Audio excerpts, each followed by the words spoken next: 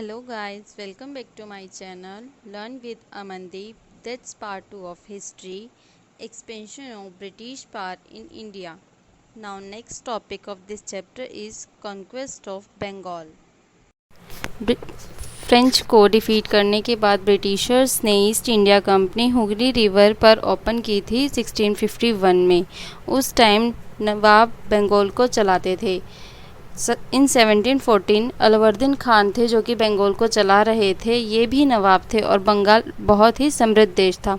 इन 1717 मुगल फारूक शियार ने कुछ खास राइट्स दिए थे ब्रिटिशर्स को। उन्हीं में से एक था फरमान में ब्रिटिशर्स ट्रेड कर सकते हैं विदाउट पेइंग एनी टैक्स। तो उनको लगा कि हमें प्रॉफिट हो रहा है। पहले उन्हें टैक्स पे करना पड़ता था, बट अब ऐसा हुआ कि उनकी गवर्नमेंट ने मना कर दिया कि तुम यहाँ से ट्रेडिंग कर सकते हो, तुम्हें कोई भी टैक्स पे नहीं करना होगा। फरमान के साथ साथ मुगल ने एक और राइट उन्हें दिया था, दस्तक में ये होता था कि वो ईस्ट इंडिया कंपनी अपनी गुड्स को एक जगह से दूसरी जगह पर इजीली लेकर जा सकती है, उसमें भी उन्हें कोई टैक्स नहीं देना पड़ेगा।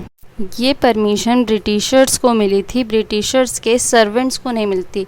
पूरी कंपनी उसका यूज़ कर सकती है, बट अगर उनका कोई सर्वेंट चाहे कि हाँ मेरे पास अब पैसे हो गए हैं, मैं अपना अलग बिजनेस स्टार्ट कर लूँ, मैं कॉटन का काम स्टार्ट कर लूँ, तो वो परमिशन सर्वेंट्स को नहीं दी गई थी। बट ईस्ट इंडिया कंपनी ने क्या कहा कि उनके सर्वेंट भी इस फरमान को यूज़ कर सकते हैं। बट नवाब को उनका ये डिसीज़न बिल्कुल भी अच्छा नहीं लगा। उन्हें लगा कि ये तो फरमान का मिसयूज़ हो रहा है। उन्होंने कहा कुछ और था, ये कर कुछ और रहे थे। और उसके बाद ये वो कलकत्ता में भी अपने फोर्ट बना रहे थे। ईस्ट इंडिया कंपनी ने अपने किले बनाने स्टार्ट कर दिए थे और नवाब बिल्कुल इनके अगेंस्ट हो गए थे। उन्हें बिल्कुल भी ये सारी चीज़ें पसंद नहीं आ रही थी। फिर इन्होंने जो गुड्स कलकत्ता में आते थे उन पर भी अपनी मर्ज़ी से टैक्स लगाने स्टार्ट कर दिए, रूलर की परमिशन के बिना। उन्होंने बिना रूलर से पूछे अपने आप ही उस पर टैक्स लगा दिया अपनी मर्ज़ी से, और अपने मर्ज़ी से ही वो मिलिट्री और डिफेंस में भी काम करने लग गए। सिराजुद्दौला ने ब्रिटिशर से कहा ये मिलिट्री डिफेंस अलाउ नहीं है, ये ख़त्म कर दो। बट ब्रिटिशर्स ने सिराजुद्दौला की बात इग्नोर कर दी और उसके कुछ टाइम बाद क्या हुआ, सिराजुद्दौला ने उनके फोर्ट विलियम पर जाकर हमला कर दिया और सिराजुद्दौला ने ब्रिटिशर्स को हरा दिया। ब्रिटिशर्स का जो सपना था कॉन्क्वेस्ट ऑफ बंगाल, वो बंगाल पर जीत पाना चाहते थे, वो अधूरा रह गया और वो हार गए। Now next topic is battle of Plassey. यहाँ से इंडियन हिस्ट्री बिल्कुल चेंज हो जाती है। सिराजुद्दौला नवाब बन जाते हैं बंगाल को और ब्रिटिशर्स कंपनी को चिंता होने लगती है। क्योंकि सिराज बहुत ही स्ट्रिक्ट था। ब्रिटिशर्स चाहते थे कि जो भी रूलर बने वो उनका एज अ पपेट यूज़ कर सके। सिराजुद्दौला ने ब्रिटिशर से कहा कि अगर आप ट्रेडिंग करना चाहते हो तो आपको यहाँ पर टैक्स पे करना पड़ेगा। और ब्रिटिशर्स क्यों चाहते थे कि वो पपेट रूलर बने कोई, तो वो इसलिए चाहते थे क्योंकि वो ज़्यादा से ज़्यादा सामान की ट्रेडिंग कर सके, प्रॉफिट कमा सके, किले बनवा सके। ऐसा रूलर बने जो उनके फेवर में हो। तो सिराज सब कुछ समझ चुके थे कि उनकी प्लानिंग क्या है और उन्होंने डायरेक्टली उनको बोल दिया ब्रिटिशर्स को कि आप ये सारी चीज़ें यहाँ नहीं कर सकते। आपको ट्रेडिंग करनी है तो आपको रिवेन्यू पे करना पड़ेगा और आप कोई भी किला यहाँ पर नहीं बना सकते हो। लेकिन क्या हुआ, ना ही ब्रिटिशर्स ने सिराज की बात मानी और ना ही सिराज ने ब्रिटिशर्स की, दोनों ने ही बिल्कुल मना कर दिया चीज़ों से। तो इसका इम्पेक्ट क्या पड़ा? इसका इम्पेक्ट ये पड़ा कि सिराजुद्दौला 30,000 सैनिकों के साथ कासिम बाज़ार में उनकी फैक्ट्री में जाते हैं और कंपनी ऑफिशियल्स को बंदी बना लेते हैं, लॉक कर देते हैं, उनके वेयर हाउसेज सारे हथियार छीन लेते हैं। इंग्लिश शिप्स जो जिससे वो इंपोर्ट एक्सपोर्ट करते थे उनको भी ब्लॉक करते थे। कलकत्ता में जब वो फोर्ट बना रहे होते हैं और सिराजुद्दौला वहाँ पर पहुँचते हैं और उस पर भी अपना कंट्रोल कर लेते हैं। फिर कंपनी ने भी सिराज को ईंट का जवाब पत्थर से देने की सोची और कोशिश भी करी और कुछ हद तक वो सक्सेसफुल भी हुआ। और अब हम जानते हैं वो किस तरीके से सक्सेसफुल हुए। जब ब्रिटिशर्स वहाँ से भागे उससे पहले जो उनकी कंपनी थी ऑफिशियल, सिर्फ बंगाल में ही नहीं उन्होंने साउथ में भी अपना पार्ट फैला लिया था। बंगाल से भागने के बाद वो साउथ से अपने कुछ ट्रूप्स को बंगाल भेजते हैं और उनसे कहते हैं फोर्ट में हमारा सामान है और कंपनी के कुछ ऑफिशियल जो जिंदा बचे हैं उनको वापस ले आना। रॉबर्ट क्लाइव के अंडर में ब्रिटिशर्स ट्रूप को भेजते हैं। फाइनली इन 1757 में बैटल ऑफ प्लासी होती है। रॉबर्ट क्लाइव ब्रिटिशर्स ने जो ट्रूप्स भेजे थे उन ट्रूप्स को सिराज के बीच युद्ध होता है। ब्रिटिशर्स ने जो ट्रूप भेजे थे रॉबर्ट क्लाइव और सिराज के बीच में युद्ध हो जाता है और सिराज हार जाता है। सिराज के हारने के पीछे बहुत बड़ा रीज़न होता है। सिराज की ही आर्मी में एक मीर जाफर नाम का कमांडर था।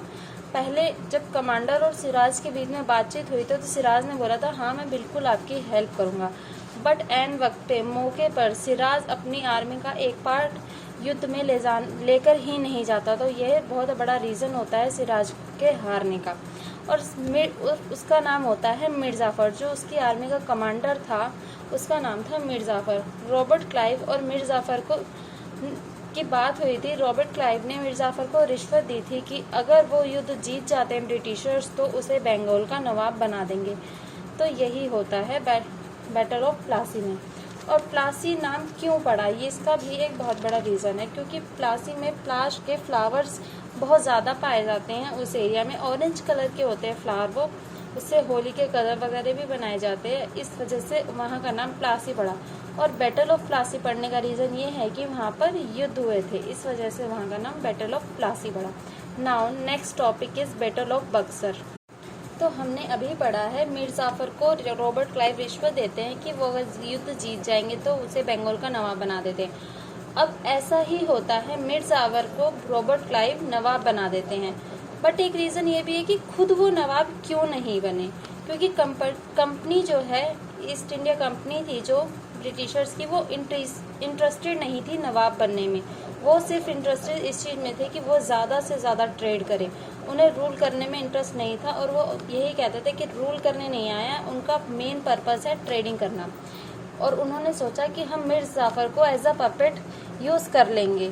तो कंपनी को कुछ टाइम बाद बना दिया उन्होंने उसको क्या कहते हैं नवाब। लेकिन कुछ टाइम बाद कंपनी को ऐसे लगने लगा कि वो उन्होंने जो नवाब बनाया है उसके वजह से उन्हें कुछ प्रॉब्लम्स को फेस करना पड़ा। उन्हें ये लगता था कि नवाब बनने के बाद उसके बंगाल की जनता की भी एक्सपेक्टेशन पर भी काम करना पड़ेगा। अब कोई भी वहाँ कहीं का भी नवाब बनेगा तो उसे अपनी जनता के लिए भी काम करना पड़ेगा।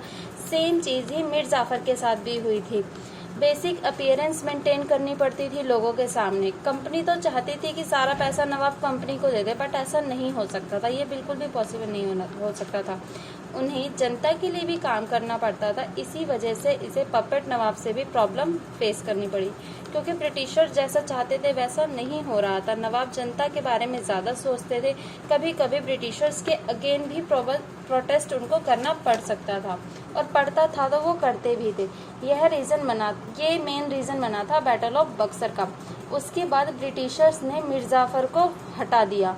मीर जाफर को हटाने के बाद मीर कासिम सन इन लॉ, जो मीर जाफर का सन इन लॉ था, उसको उन्होंने नवाब बनाया। मीर कासिम के नवाब बनने के बाद भी ब्रिटिशर्स के अकॉर्डिंग वो भी काम नहीं करा था। उन्होंने मीर जाफर को हटा के मीर कासिम को नवाब बनाया, लेकिन मीर कासिम भी सेम वही चीज़ें करने लगा जो मीर जाफर कर रहा था। After some time Mir Qasim भी वही हरकतें करने लगा, और वो अपने ज़्यादा से ज़्यादा किसके लिए, अपनी जनता के लिए सोचने लगा, अपनी प्रजा के लिए। फिर ब्रिटिशर्स ने सोचा कि मीर कासिम को भी हटा दे, और मीर कासिम को हटाने के लिए जो युद्ध हुआ था उससे बोलते हैं battle of Buxar. But Mir Qasim ने अपना साथ और भी लोगों को जोड़ लिया था। वो सिर्फ अकेला ही नहीं था, उन्होंने 3 लोगों को और जोड़ा था, जैसे शाह आलम जो दिल्ली के एम्परर थे, अवध में सुआज उद्दौला थे। इन तीनों की टीम बनने के बाद वॉर में ये ब्रिटिशर्स के अगेंस्ट उतरते हैं। ये 3 और इनके सामने अपोजिशन में होते हैं ब्रिटिशर्स। बैटल ऑफ बक्सर में भी ब्रिटिशर जीत जाते हैं। बैटल ऑफ बक्सर कब हुआ था? अक्टूबर 1764 में हुआ था। मीर कासिम के हारने के जब मीर कासिम हार जाता है बैटल ऑफ बक्सर में, उसमें फिर दोबारा से ब्रिटिशर्स मीर जाफर का ही नवाब बना देते हैं। क्यों, ये भी क्वेश्चन है कि उन्होंने पहले उसे हटाया फिर दोबारा ही उसे बना दिया। क्यों? क्योंकि मीर जाफर ने ब्रिटिशर से प्रॉमिस किया था, अगर आप मुझे नवाब बना दोगे तो मैं आपको बहुत सारा पैसा दूंगा। After the battle of Buxar, British got the right to free trade in Awadh and diwani, rights of Bengal. Thanks for watching. Please like and subscribe my channel for more videos.